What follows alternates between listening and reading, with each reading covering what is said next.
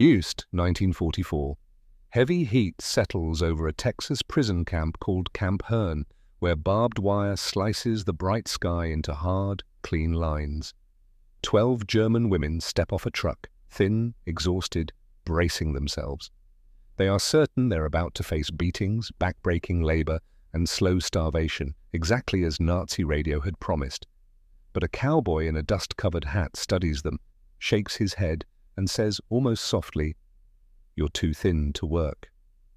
Beyond the fence, a horse snorts, a windmill creaks. The air smells not just of sweat and diesel, but of hay and warm leather. These women had arrived expecting whips and hunger. Instead, they were handed saddles, real meals, and a kind of freedom that stunned even the US Army. This is a true World War II story, one where enemies were treated almost like family. And yes, it shattered everything the women believed about America and about the nature of war. If you want more powerful stories like this, please subscribe, like this video, and stay with me to the end, because their final ride in Texas is something you will not forget.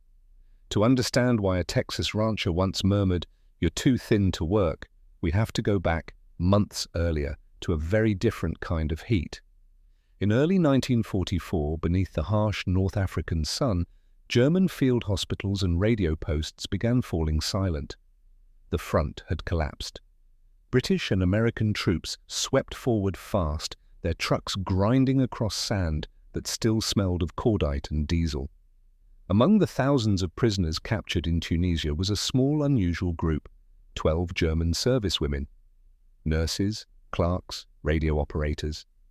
None had fired a weapon in anger, but all wore the uniform of a regime that swore victory was certain. From the moment they were taken, fear walked beside them. Nazi radio had drilled its message into them for years. Americans, they were told, were corrupt, vicious. They would use you, starve you, work you until you collapsed. One camp rumor repeated endlessly. Greta, one of the women, later wrote, "We believed we would be treated worse than animals. We thought we would never see home again." The paradox was cruel and simple. They trembled before an enemy that, in reality, planned to feed and shelter them better than their own collapsing army ever could. The women were separated from male prisoners, counted, listed, and moved like pieces in a massive machine. By 1944, more than 400,000 German POWs would be held in the United States. But female prisoners were so rare that even battle-hardened guards stared openly. To American officers, they were a logistical puzzle, how to move 12 enemy women safely across an ocean prowled by U-boats. Trucks carried them to a North African port that reeked of fish, hot metal, and bunker fuel. They were marched up a gangway into the dim belly of a converted transport ship. The air below deck was thick with oil and sweat. Hammocks hung in tight rows. Steel walls dripped with condensation. At night, the engines thundered so loudly that whispered prayers vanished into the vibration. The food was strange: white bread instead of dense dark loaves, thin soup, coffee that tasted burned and bitter. It was more than many German civilians received by 1944, but the women, already weakened by months of shortages, kept losing weight. Lisa, a clerk from Stuttgart, remembered thinking, "If this is the beginning, what will we look like at the end?" The convoy crossed more than 3,000 miles of Atlantic water in a little over 2 weeks. Sometimes the women were allowed on deck in guarded groups. Salt wind slapped their faces. They saw other ships on the horizon, grey silhouettes stretching in long lines, a moving factory of war. In 1943 alone, American shipyards had produced over 1,000 Liberty ships. Now that industrial tide carried even its enemies. When land finally appeared on the horizon, it didn't look like the smoke-blackened coasts they knew from Europe. Cranes reached into the sky, warehouses lined busy docks. Behind them, faint and distant, stood tall buildings and smoke that smelled of coal, not burning cities. "We looked at the harbor," one woman recalled, "and thought, so this is the country that has so much, and yet wants more." From the port, armed guards moved them into special rail cars. The train rattled inland, steel wheels beating a steady rhythm. Through dusty windows, they watched an America that felt unreal. Org fields rolled by in green and gold waves, small towns flickered past, filling stations, cafes, shop windows packed with goods. They were prisoners, but they saw more meat hanging in one butcher shop than most German families saw in a month. At one stop, the smell of fried food and coffee drifted in through an open door. The women pulled back, handcuffed or bound with simple rope. An American guard, barely older than they were, passed up a metal container of water without being asked. "Here," he said, not unkindly, a tiny gesture, but to women expecting brutality, it didn't fit the story they'd been told. This wasn't propaganda, this was reality, and it didn't match the image of American beasts carved into their minds. Day by day, the cities grew smaller and the land spread wider. The air grew hotter, heavier. Trees changed shape. Signs appeared in English, unreadable to most of them. Some pressed their faces to the glass at night, watching the lights of lonely farmhouses slide by, each one proof that the war had not touched this place the way it had devastated Europe. Finally, after traveling more than 1,000 miles inside the United States, the train slowed near a small Texas town called Hearne. The air that rushed in when the doors opened was thick and wet, smelling of mud, creosote from the railroad ties, and something else, dust settling on dry grass. An officer read from a clipboard, 12 German female prisoners, non-combat personnel, for transfer to Camp Hearne. They stepped onto American soil as captives, carrying only the clothes they wore, the weight of their fear, and the lies they had been fed about the people now in control of their lives. Beyond the tracks and the wire, another kind of shortage was building. And a rancher named Tom Wheeler was staring across empty fields and broken fences, wondering how he would keep his land alive. Camp Hearne stood in the middle of Texas farm country, about 15 miles from the nearest town. From a distance, it looked like a small wooden city dropped onto flat earth. Long rows of barracks, a tall water tower, guard posts at each corner. Up close, the hard edges sharpened. Barbed wire fences glittered in the sun. Searchlights hung heavy on tall poles, casting hard white circles across the ground. Boots crunched over packed dirt that smelled of dust, sweat, and disinfectant. By 1944, more than 4,000 German prisoners were held there, part of the roughly 50,000 POWs spread across Texas in more than 30 branch camps. Most were men captured in North Africa and Italy, but a few dozen were women scattered in small groups. The regulations were strict. Prisoners could be used as labor, but only under guard, only in daylight, and only for approved tasks. The US Army paid for their labor at a set rate, about 80 cents a day, credited on paper, while farmers and ranchers paid the government. Inside the wire, life moved on a rigid schedule. Mornings smelled of weak coffee and army bread. A bell rang for roll call. Guards counted men and women in German, English, and numbers. Prisoners cleaned their barracks, lined up for meals, and marched to assigned work details. One former American guard later said, "It was strict but not cruel. We had rules to follow, and we followed them." Outside the wire, another crisis was unfolding. Texas was rich in land, but desperately short on people. By the summer of 1944, more than 1 million Texans were in uniform. On many farms, nearly every able-bodied man between 18 and 35 was gone, fighting in Europe or the Pacific. Cotton fields lay unpicked, fences sagged, and cattle pushed through broken wire. A state report warned that without extra help, as much as 20% of some crops could be lost. Tom Wheeler felt that pressure every time he rode across his ranch north of Hearne. His land stretched over 4,000 acres, pastures, small crop fields, and creeks lined with scrub brush. The work never stopped, fixing fence, checking water tanks, moving cattle from one pasture to another. Before the war, he had 2 grown sons and half a dozen hired hands. By 1944, his sons wore uniforms overseas, and most of his cowboys had left for war plants or the oil fields, where pay was higher and danger lower.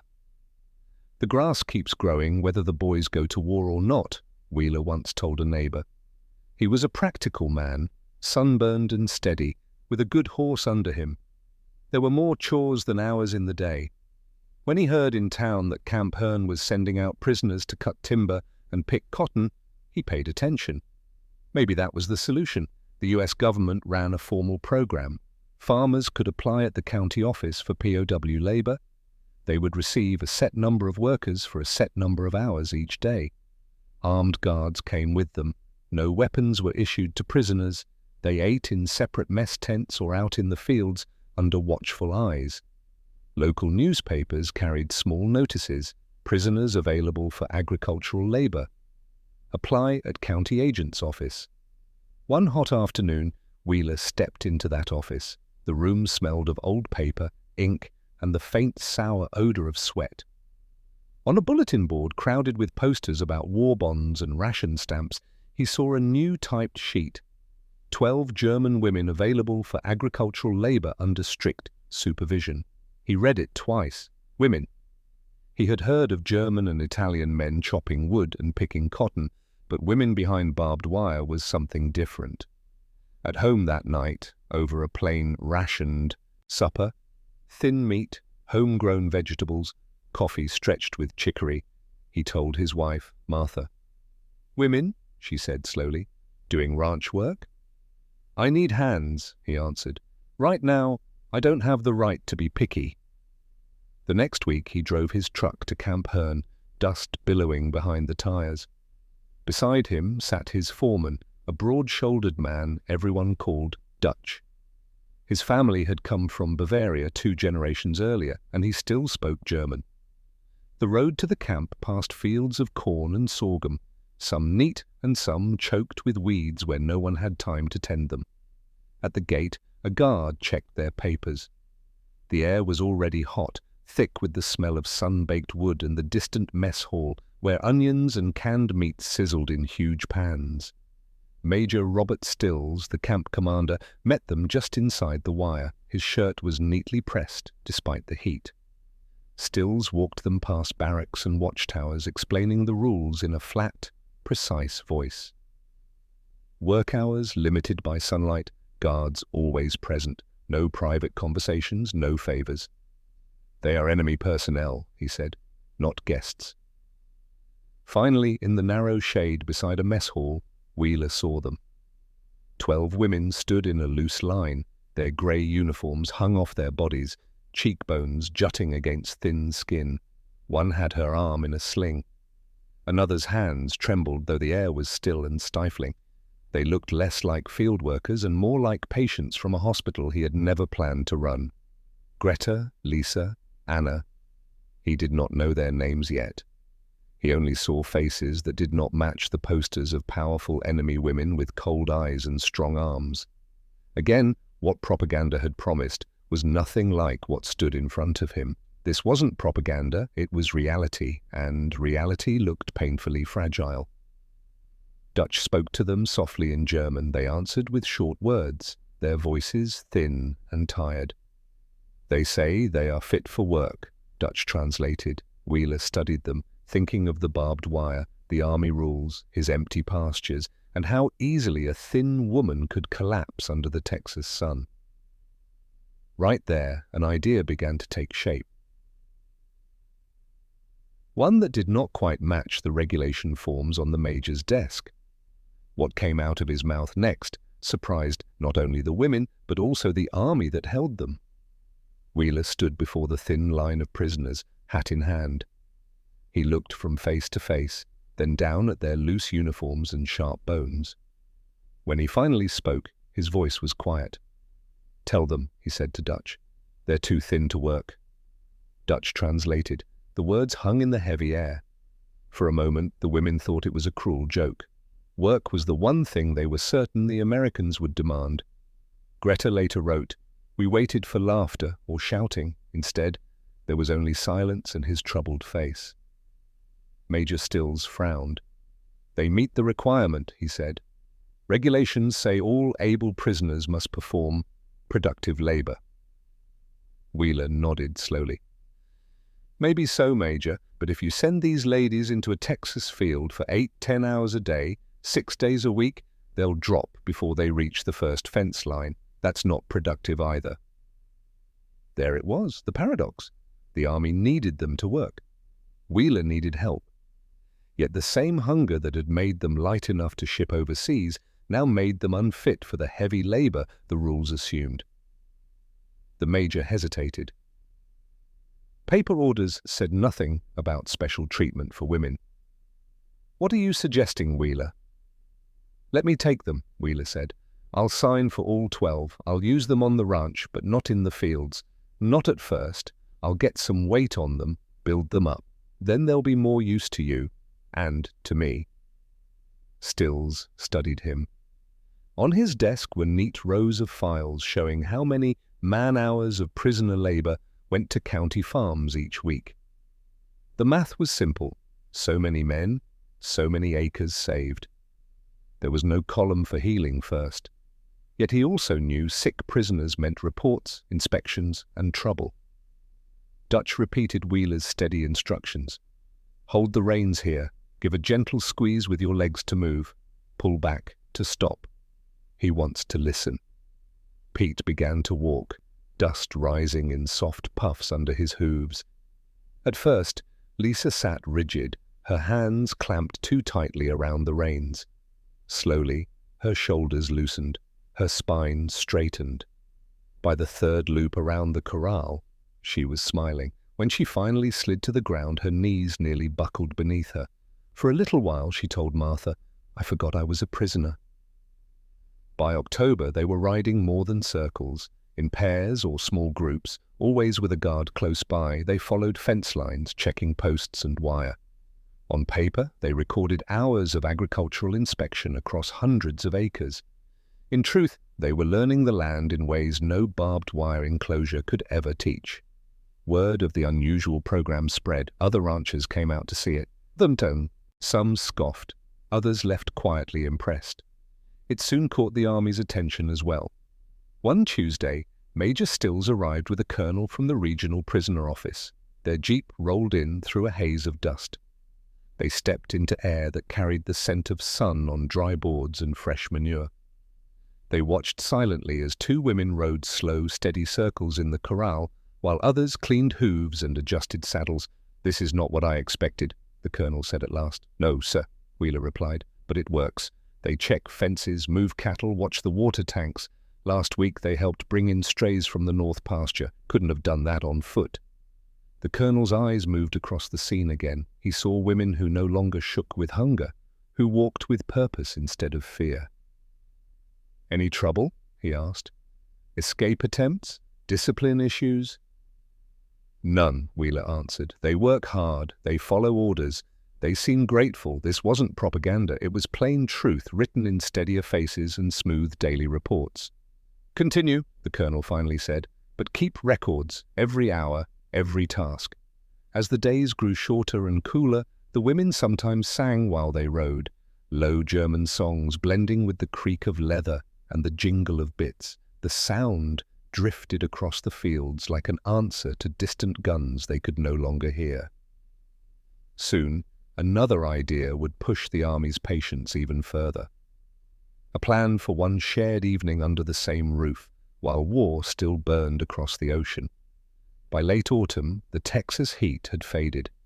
Mornings grew cool, breath showed pale in the air as the women stepped down from the truck. They were still prisoners, but they no longer looked like ghosts. Their faces had softened, their hands had steadied. They rode out to check fences and water tanks, leather creaking beneath them, horses snorting small white clouds. Work songs returned first. At the trough or in the barn, one woman would begin a German folk tune. Another would join. Before long, soft harmonies blended with the jingle of harness and the scrape of rakes on the stable floor. Some ranch hands, many with German grandparents, recognized the old melodies and hummed along. It sounded like a farm, not a prison. One hand later said, small gifts started going both ways. The men sometimes brought a pencil, a scrap of writing paper, a tattered English phrasebook from town. One evening, Greta approached Wheeler with something wrapped in cloth. Inside was a small horse she had carved from a piece of scrap wood. The curve of the neck, the set of the ears, even the tilt of the head matched Honey, the sorrel mare she rode.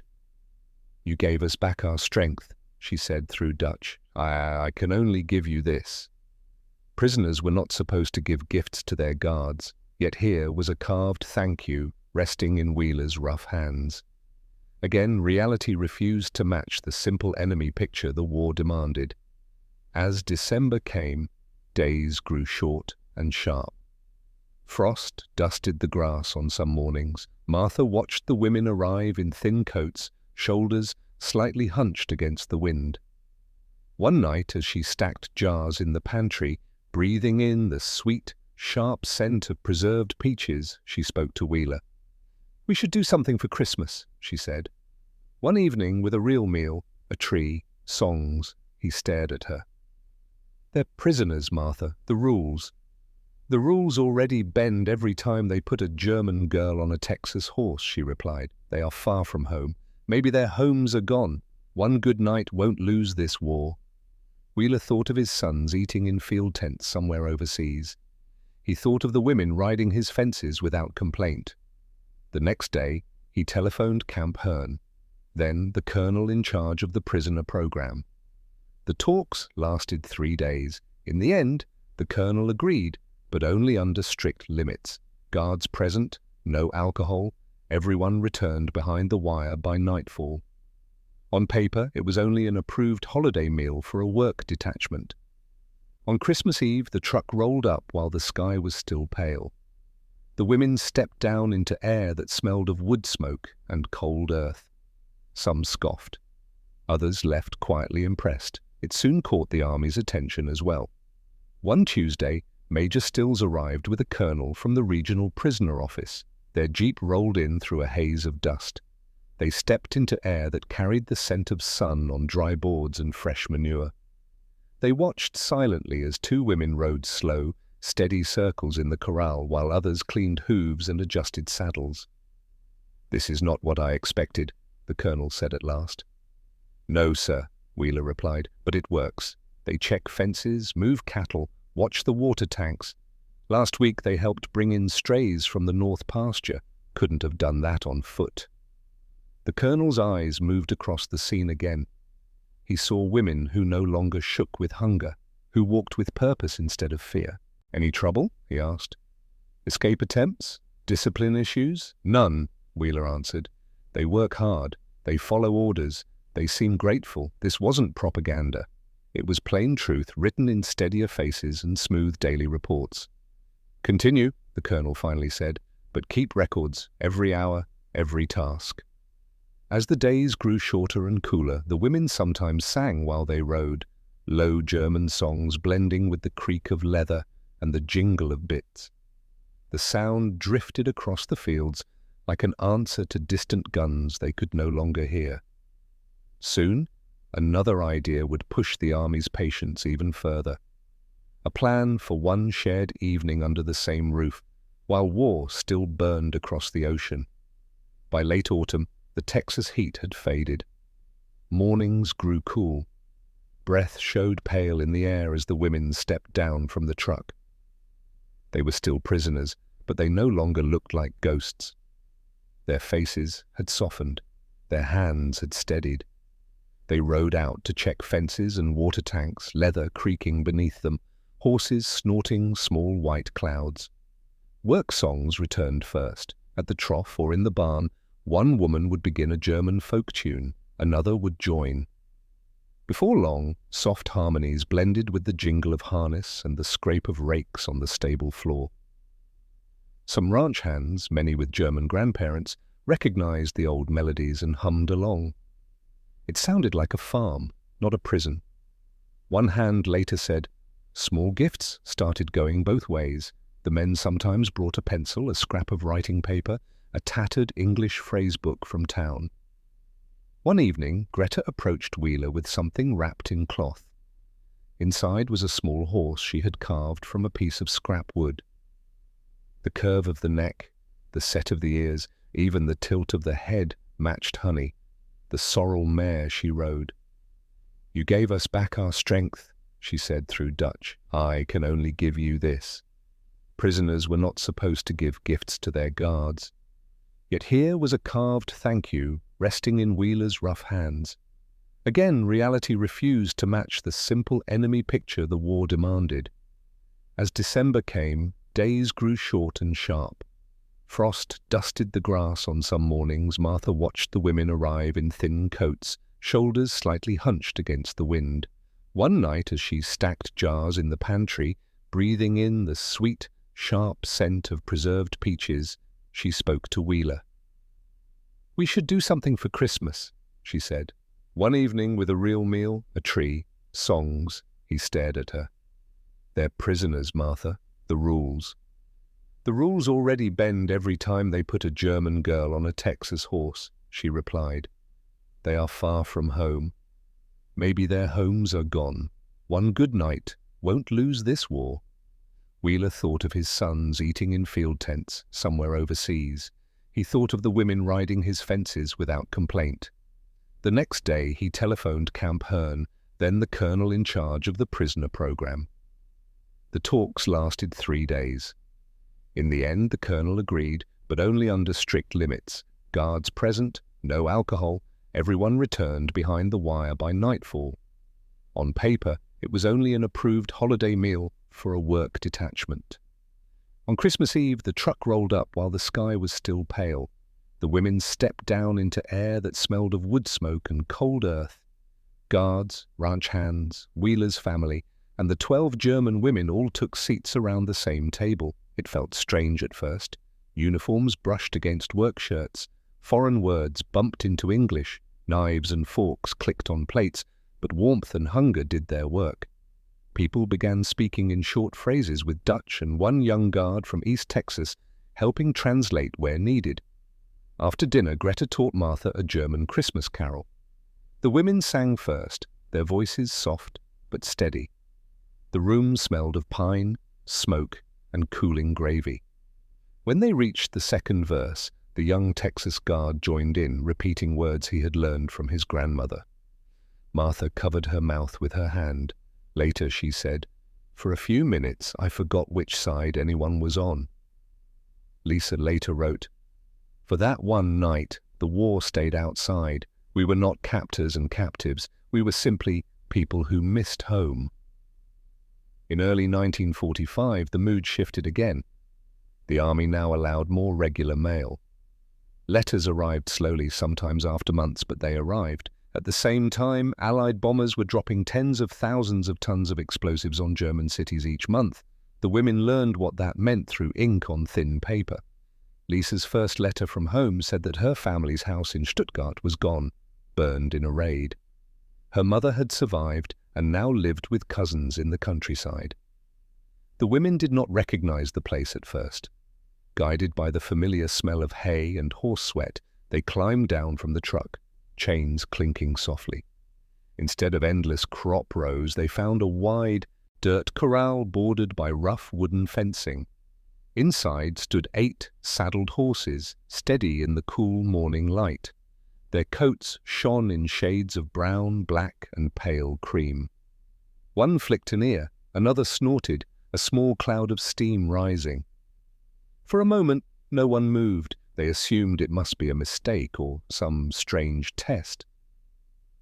Lisa later wrote, "We searched for shovels, for heavy tools. Instead, there were animals waiting for riders we did not believe we could become."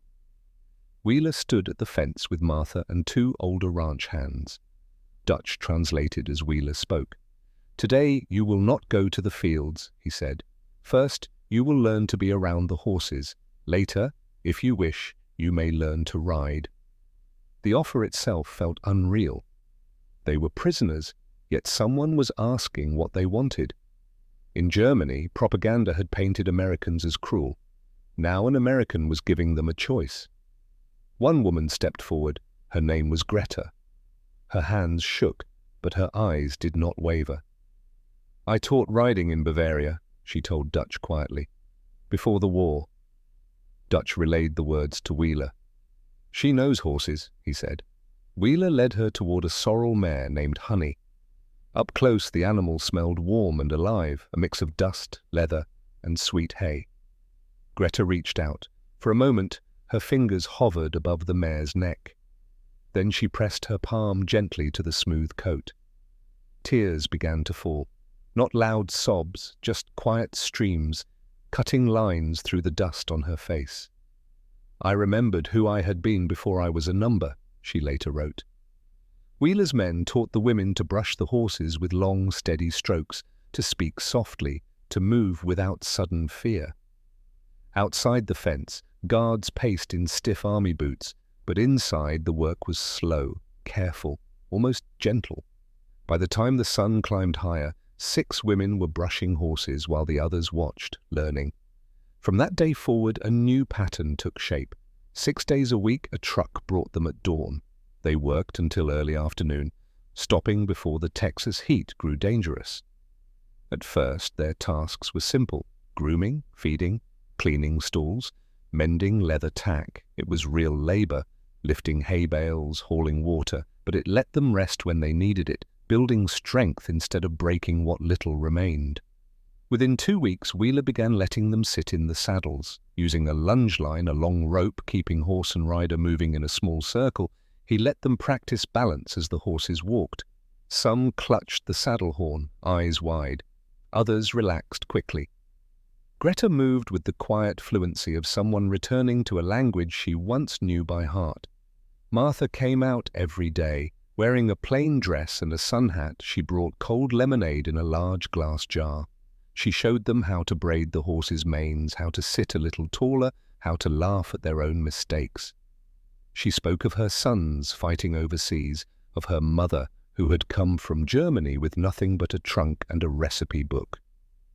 "My mother said she missed the smell of the forests," Martha told Greta one morning. Greta nodded, eyes shining, her hand resting on Honey's neck. After nearly a month, Lisa asked to try riding free of the lunge line. Wheeler saddled Pete, an old gelding who had trained 3 generations of wheelers and ranch hands. With help, Lisa mounted. Her legs trembled. Her father had been missing since November. She gave the telegram to Martha with shaking fingers. Martha sat beside her on the back steps, the cold boards beneath them, and let her cry into her shoulder. Greta received news too, different but equally sharp. The riding stable where she had once taught children had been seized by the army. The horses were slaughtered for meat during a brutal winter. For 3 days she barely spoke. She moved through her tasks like someone half awake.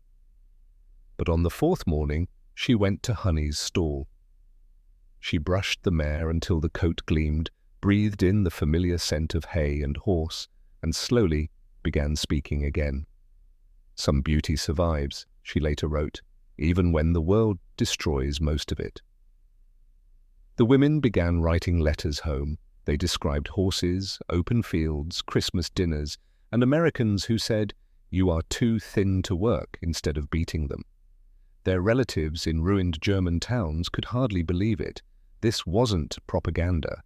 Or if it was, it felt too human, too gentle to be imagined by enemies. Outside Texas, the war kept shifting. German armies retreated on every front. With spring would come new orders for Camp Hearn.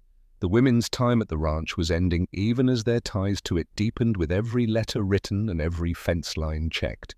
Soon they would learn what came after the war and where home truly was now. In April 1945, a rumor ran through Camp Hearn faster than any truck. Germany was collapsing. Towns they knew, Königsberg, Cologne, Leipzig, poured from the loudspeakers, captured, encircled, fallen. One guard said, "You could feel the air change." For us, it meant we might go home sooner. For them, it meant they might not have a home to go back to. At the ranch, the women kept working. They checked fences that didn't need checking. They brushed horses already clean. Busy hands pushed fear a little further away. One morning, Lisa asked Wheeler through Dutch, "When the war ends, what happens to us?" He answered honestly, "I don't know, but you'll be stronger than when you came. That will matter wherever you go." By summer, the orders were official. The PW program would shut down. Between late 1945 and 1946, the United States would return nearly all of the roughly 400,000 German prisoners it held. At Camp Herne, that meant dissolving work detachments, including the Wheelers Group. Martha insisted on a farewell supper, no trees or carols this time, just a simple meal of stew, bread, and coffee. The house smelled of onions, flour, and wood smoke. The women arrived in their worn uniforms, now less loose than before. They brought what little they had: small drawings, letters written in careful English, a few more carved wooden figures. The ranch hands offered gifts too: sturdy boots, worn but dependable work gloves, a few warm coats for the long journey ahead. Greta placed a folded paper in Martha's hand. It held a Bavarian address. "If you ever come to Germany," she said, "please find me. I want you to see it when it is green again." Martha nodded, knowing she might never cross the ocean, but also knowing promises could feed the spirit like food. On their final morning, Wheeler did something the rulebook never imagined. He allowed the women one last ride, a wide loop through the north pastures with only a light guard following behind. The morning was bright, the sky a deep blue bowl. Grass brushed their boots. The wind carried the clean scent of sun-warmed earth and cattle. They rode mostly in silence. Each woman felt the horse beneath her, the steady rhythm of hooves, the weight of the saddle, the warmth of leather reins in her hands. "I tried to memorize it," Anna later wrote, "the color of the sky, the sound of hooves, the shape of the moment. I thought, if I can remember this, I can survive what comes next." When they returned, they slid from the saddles slowly, stroking the horses' necks one last time. "Understand," the major said at last. "I cannot authorize special activities, agricultural labor only, guarded, logged." "I understand, Major," Wheeler replied. "Just put us down for 12 workers." That evening, Wheeler drove home under a red sky. His truck smelled of dust and old leather. Martha met him at the door, wiping her hands on a flowered towel. The kitchen was warm with the scent of beans and cornbread, simple food but rich compared to camp rations. He told her what he had seen: the sling, the shaking hands, the hollow faces. "They're supposed to fix my labor problem," he said, but they look like they belong in your pantry more than my pastures." Martha sat at the wooden table. Dutch joined them, his big hands wrapped around a coffee cup. The house grew quiet except for the ticking clock and the faint chirp of crickets outside. "They have to work," Wheeler said. "The army made that clear." "Work, yes," Martha answered. "But what kind of work?" She thought for a moment. "They could help here, cleaning, canning, sewing. Lord knows I could use the help." Wheeler shook his head. "Some maybe, but I saw their eyes. They're used to important jobs, even if it was on the wrong side. Nurses, clerks, radio operators. If I shut them in a kitchen, they'll feel boxed in. That won't build them up, it'll break them a different way." Dutch cleared his throat. "Back in Bavaria, my aunt said girls learned to ride before they could read proper. Maybe some of them know horses." The room fell still. Martha looked up sharply. "Why not?" she said. "You have gentle horses, safe corrals. They could learn to ride, check fences, move the smaller cattle groups. It's real work, but it gives them some control, something strong under them instead of just fear." Wheeler stared at her. "Teach enemy prisoners to ride my horses?"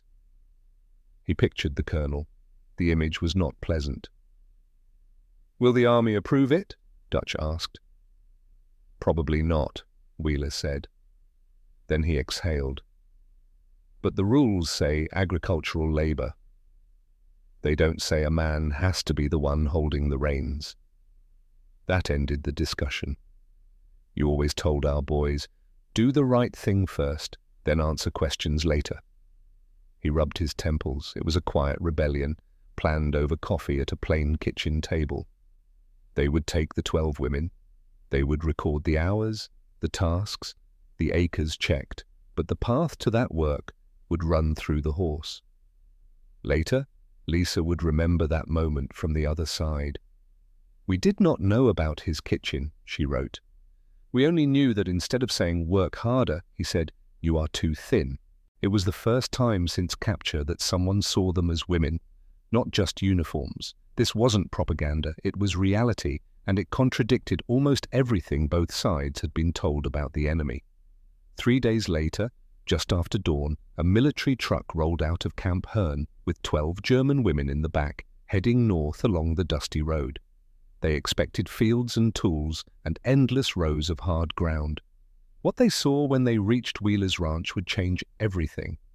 The truck rattled to a stop just inside the gate. The sun was low, painting the eastern sky in gold and pink. Cool air carried the smell of dew on grass, mixed with dust and a sharper, unfamiliar scent. They were stretching out the goodbye. Martha took a few photographs with a borrowed camera. 12 women standing beside horses, the wind tugging their hair. None of them knew those pictures would rest in a family album for decades. That evening, the truck returned. The women climbed in, chains tapping lightly against steel. As it pulled away, they looked back at the low house, the corral, the windmill turning slowly against the sky. Wheeler and Martha stood at the gate until the dust settled and the road lay empty. The ranch still held the same acres and cattle, but it felt changed, as if some new piece of its story had been lifted out and carried away. Most of the women reached Germany in late 1945 and early 1946. What they discovered was even worse than they had feared. Streets lay in rubble, roofs burned open to the rain, and families were scattered like ash. Greta eventually found part of hers in Bavaria. In time, she reopened a small riding stable, and children again learned how to sit a saddle under her steady eye. For years, letters crossed the Atlantic, thin envelopes with foreign stamps carrying the faint scent of dust and old ink. "Today, a little boy trotted for the first time," she wrote to Martha. "I thought of Texas. Lisa's path was harder. Her father had died in the final chaos of the war. She trained as a teacher in a ruined Stuttgart and worked with orphans who had lost nearly everything. In a 1953 letter, she wrote, 'I teach them English. Sometimes I use phrases I picked up on the ranch. When I say plenty more where that came from, they don't understand, but I remember the full plates and I smile.' Other women built lives that balanced both worlds. Some married American soldiers during the occupation, remaining in Germany yet tied to the country that had once held them captive. Others immigrated legally to the United States, and a smaller number even found their way back to Texas. They carried with them the strange and unexpected skill of German women who could ride like cowboys. Anna became an artist. Her later paintings showed German women on horseback beneath a Texas sun with guard towers fading into the distance and cowboys reaching out their hands instead of pointing rifles. During the 1960s, her work hung in galleries in Munich and Stuttgart, quietly urging viewers to reconsider the easy stories told about enemies and friends. Wheeler kept ranching until his death in 1963. Among his papers, Martha found letters from all 12 women, thick with gratitude. The small carved horse still rested on the mantel, its wood worn smooth by years of careful dusting. When Martha died in 1982, her children discovered those letters and the old photograph of the women and their horses. They didn't know every name, but they knew the story. In later years, historians studying POW programs noticed something unusual in the records from Camp Herne and Wheeler's ranch. Healthy prisoners, steady work, no escape attempts. The secret wasn't complicated. Treat people with basic dignity, and many will respond with their best selves. This wasn't propaganda, it was simple truth. They had arrived as conquerors, they left as students. And in the end, the sharpest weapon in that quiet corner of Texas wasn't a gun or a fence, but the choice to see human beings where others saw only the word enemy. The story of 12 German women on Texas horses is a small thread in a vast war, but it reveals a clear truth. One side had more planes, tanks and ships, but it also had full plates, wide land, and enough confidence to treat even its enemies with a measure of care. The women came from a world shaped by fear, hunger, and commands blasted from loudspeakers. On the ranch, they encountered a quieter power. Food shared at one table, skills offered freely, and a gate that opened each morning and closed each night without breaking them. In the end, the loudest victory here wasn't over territory, but over hatred itself. A reminder that even in a brutal war, people can choose simple decency, and in doing so, change how the story is remembered. If you'd like to hear more true World War II stories told with this human, detailed, and surprising approach, make sure you subscribe, leave a like, and share this video. And in the comments, tell me which part of this story challenged what you thought you knew about the war.